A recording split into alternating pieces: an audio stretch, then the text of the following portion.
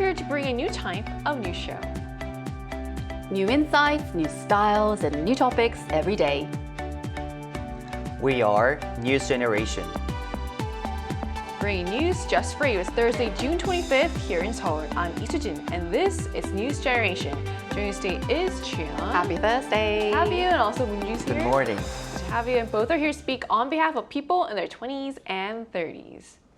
So we're now headed towards the end of the week, and as South Korea marks the 76th anniversary of the outbreak of the Korean War, it's a reminder of a conflict that shaped not only the Korean Peninsula, but also the course of modern history. Even though more than 7 decades have passed, the legacy of the war continues to influence inter-Korean relations and regional security today. So to start off our discussion today, what happened on June 25th in 1950, Chian? Yes, as you mentioned, 7 decades. Yes, the Korean War broke out 76 years ago exactly, changing the course of Korean and world history. Following the end of the Second World War, the Korean Peninsula was divided into South and North Korea and remains one of the last divided regions in the world today. Backed by the Soviet Union and China, North Korea launched a full-scale invasion across the 38th parallel on June 25th today, back in 1950, and it triggered the Korean War. What began as a regional conflict soon evolved into a major international confrontation, and it actually reshaped the geopolitical landscape of East Asia. The day serves as a reminder of immense sacrifices made during the war and the lasting value of people. And the war may be over, but its legacy lives on. Right. So do you have anything to add to this, Moonju? Yeah, just a few.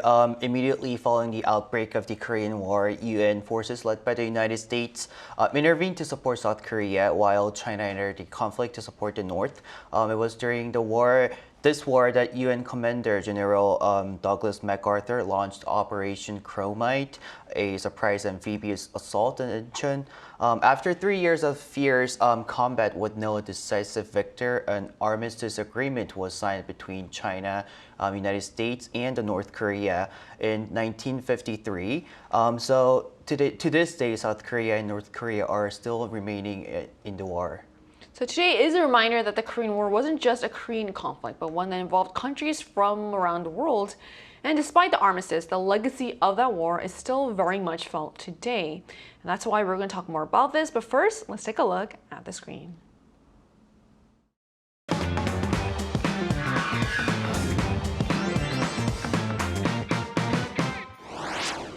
"76 years after the outbreak of the Korean War, the conflict technically remains unresolved with no formal peace treaty ever signed. As South Korea marks the anniversary, questions surrounding military service and how society views and treats its soldiers remain deeply relevant.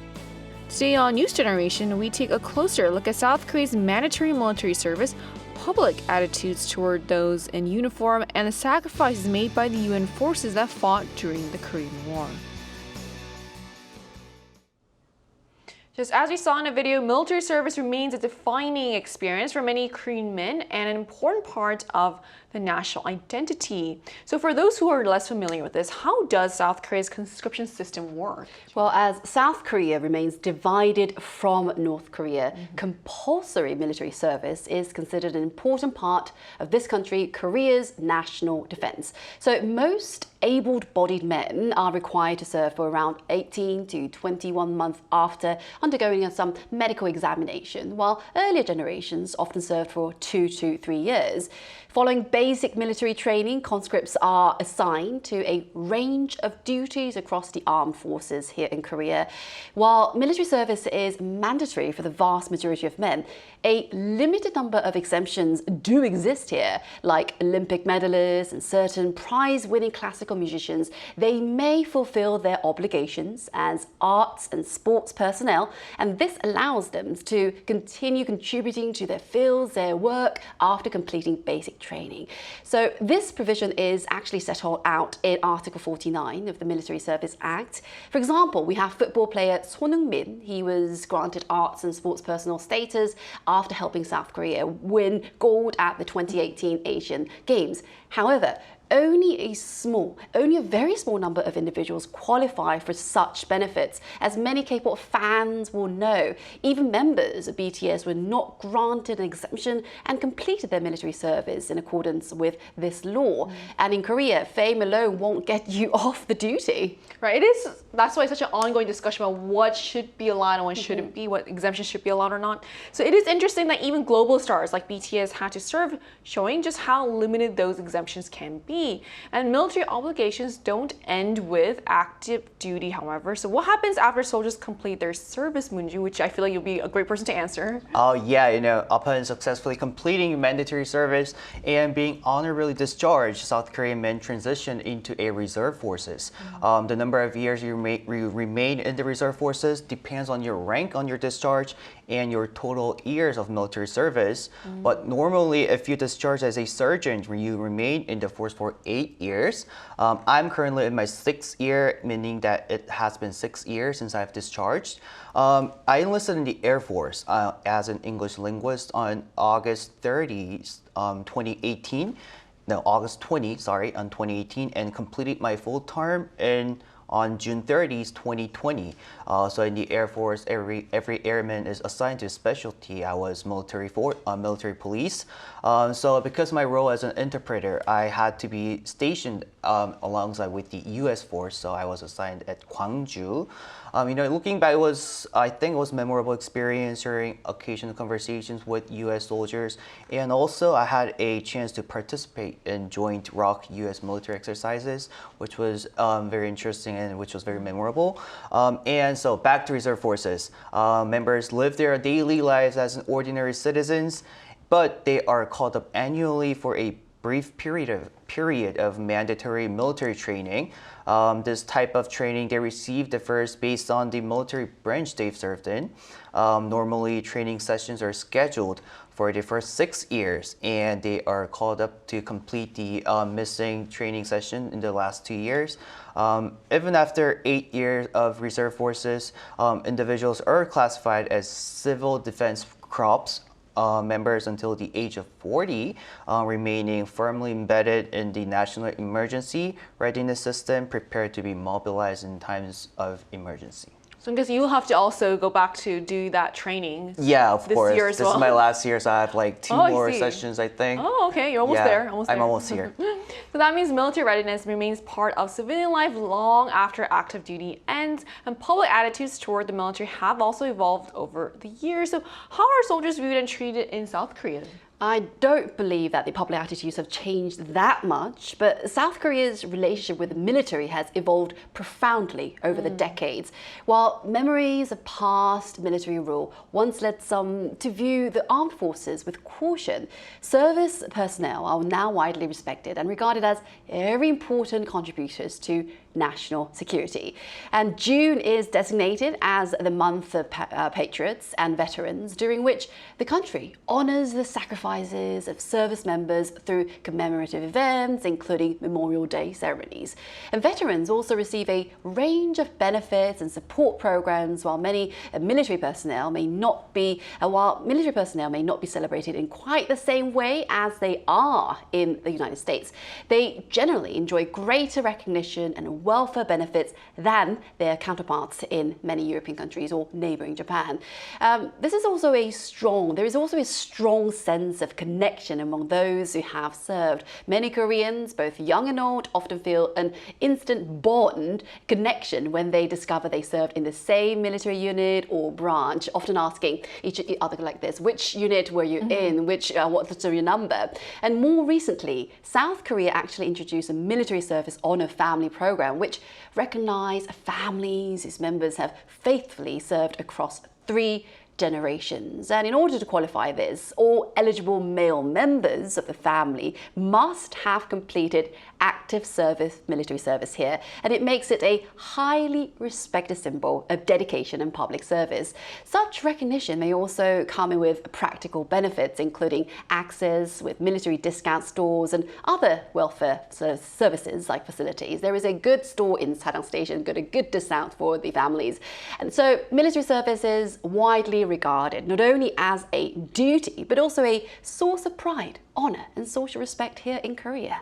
So that can be quite different from some countries where military service receives much less public recognition. So beyond active duty personnel, Korea also places great emphasis on honoring those who fought for the country's survival.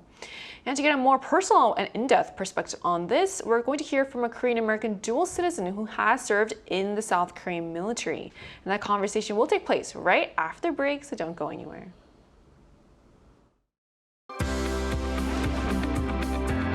NewsGen wants to hear from you. Go to YouTube and search out Channel Arirang News. Click Posts and cast your vote in the poll. Make a new type of news with us.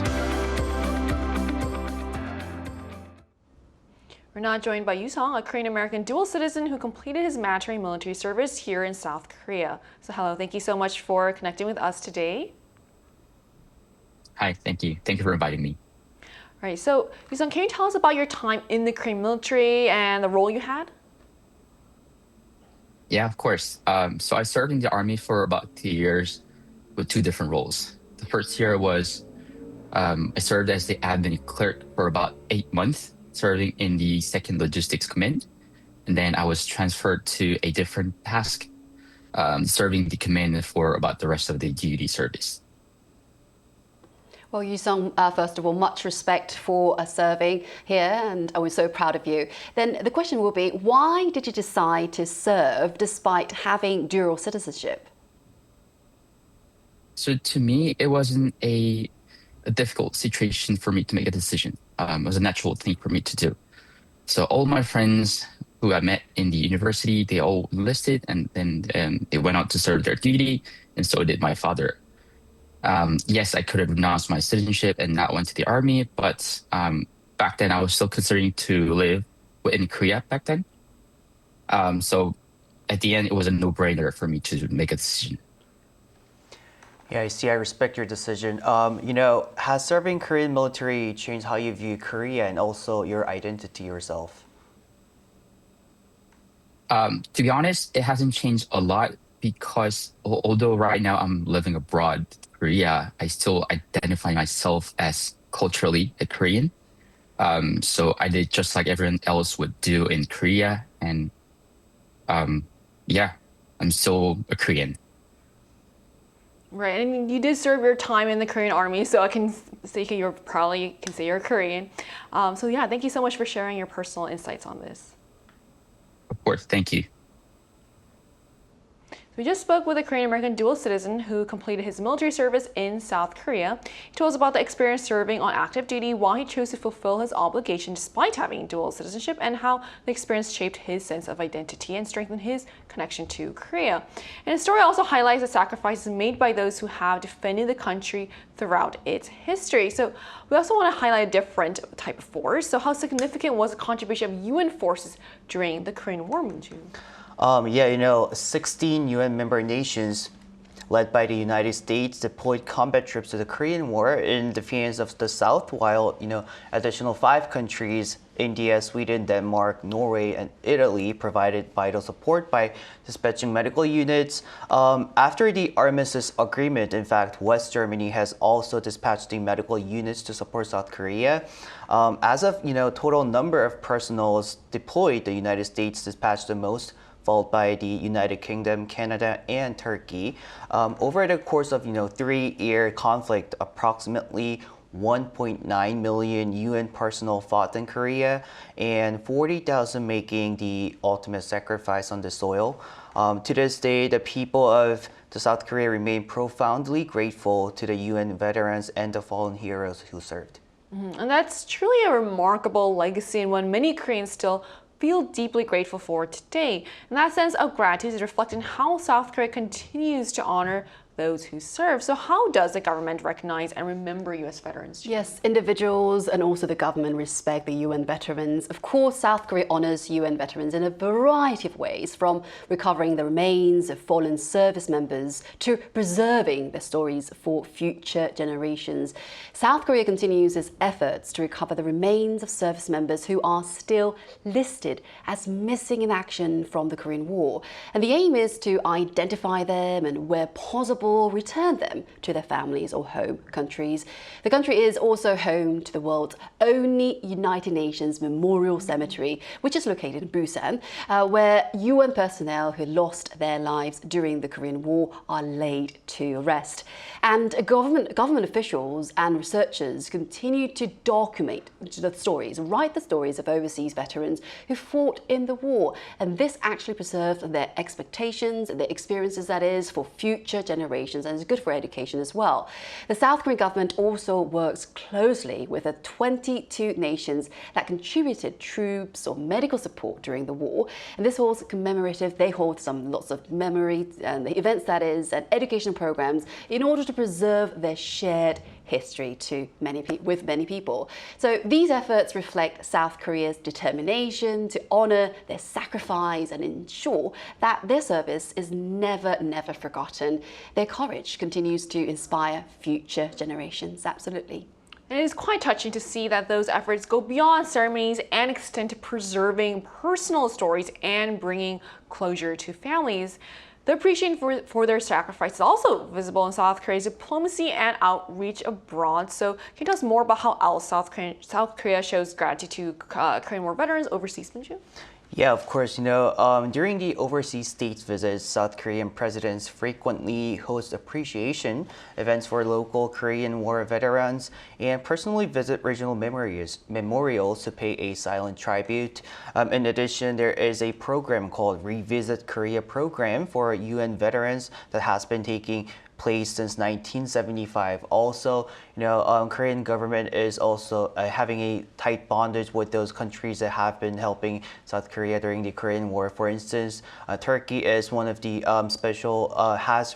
been remaining special bond with the South Korea when Turkey had a earthquake issue a while ago. Korea has been dispatching medical units and every possible help that we could provide. So this kind of initiative invites veterans, the Revisit Korean program, this kind of initiative invites veterans back to witness South Korea's remarkable development firsthand and showing them exactly what it was they fought to protect. Right, so as we've seen today, the legacy of the Korean War extends far beyond the battlefield. It lives on in the memories of veterans, the bonds forged between nations, and the gratitude that South Koreans continue to hold for those who fought for their freedom. Even after 76 years, those sacrifices have not been forgotten. That brings us to the end of today's episode of News Generation, but News Gen will be back tomorrow at 10:30 a.m. Korea time with more stories and discussions. A big thanks to Chuyeon. Thank you for having me, Sujin. And also Moonju. Thanks for having me today. And to our viewers, thank you so much for watching. Hopefully today's discussion serves as a reminder that remembrance should never become a thing of the past. We are News Generation.